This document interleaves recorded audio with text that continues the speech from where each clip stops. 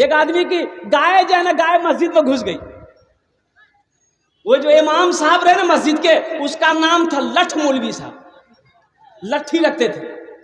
तो देखे कि गाय घुस गई है मस्जिद में, तो लिए लट्ठी, 5-6 डंठा मारे गाय को। गाय भागी, जब तक गाय वाला आ गया, गर्म हो गया। कहना तो मां लो मर गाय। बोला अरे नालायक कहीं का, मस्जिद में घुसेगी गाय तो मारेगा नहीं। बोला हजरत वो जानवर ना था, वो नहीं जानता कि ये मस्जिद है, हमको कभी देखे मस्जिद में। बोलो अच्छा अच्छा, बात सही, ठीक है, हमारा कभी देख लो ये मस्जिद में। मस्जिदों को आबाद करो मेरे बच्चों।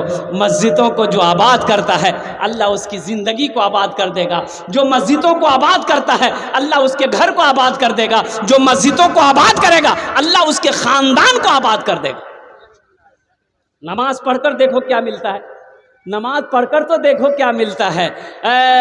एक आदमी का मस्जिद के बगल में घर था और भैंस पालता था, भैंस चराता था, और 10-12-15 भैंस थी उसके पास में। वो भैंस लेके खेत पे जाना, भैंस चरा के आना। तो इमाम साहब ने एक दिन पकड़ लिया, बोला ए बाबू, अरे मौत से डर है कि नहीं, मरवे कि नहीं रे?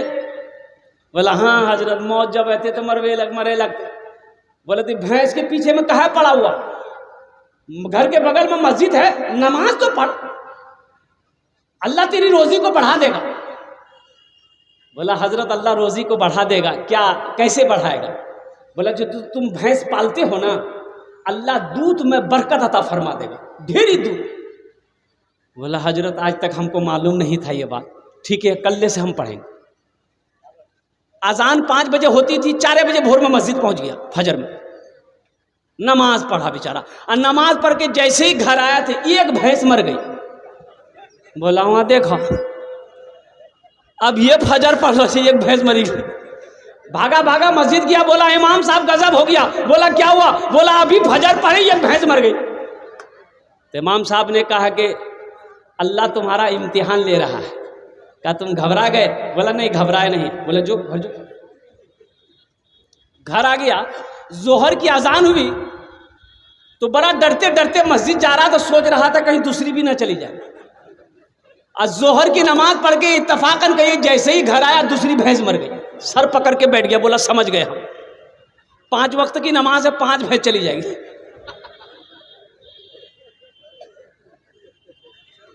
अब भैंस का बच्चा ना बंधा हुआ था, मां मर गई, रो रहा था, चिल्ला रहा था।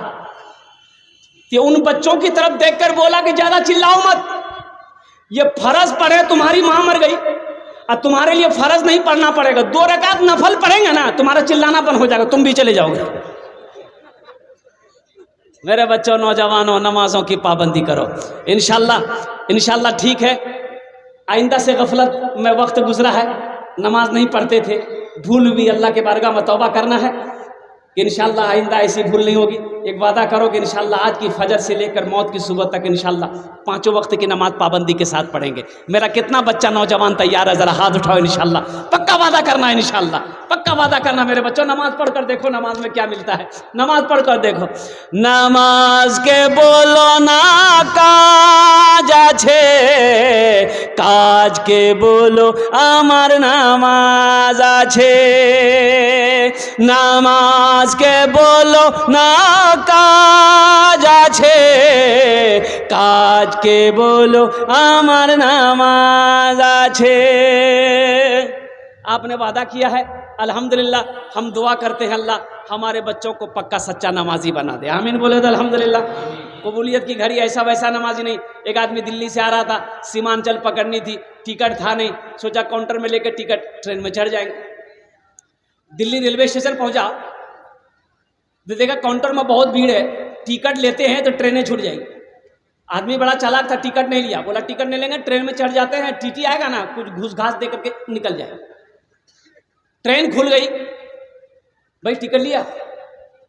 अरे बोली टिकट लिया। वो ट्रेन खुल गई, कुछ देर के बाद देखा टीटी आ रहा है, बोला चाहो, बैग खोला, चादर निकाला, ट्रेन में बिछा, नियत बहाना, अल्लाह अकबर।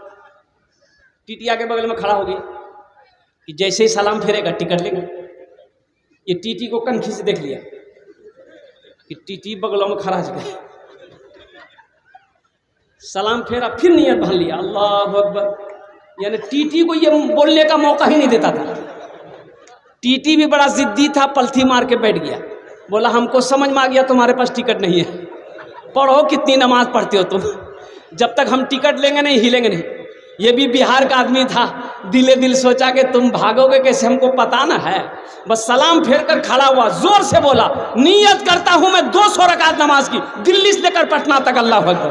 टीटी भागी गलो जी, बोले बाबू टिकट नहीं लो, तू नमाज पढ़ते रहो।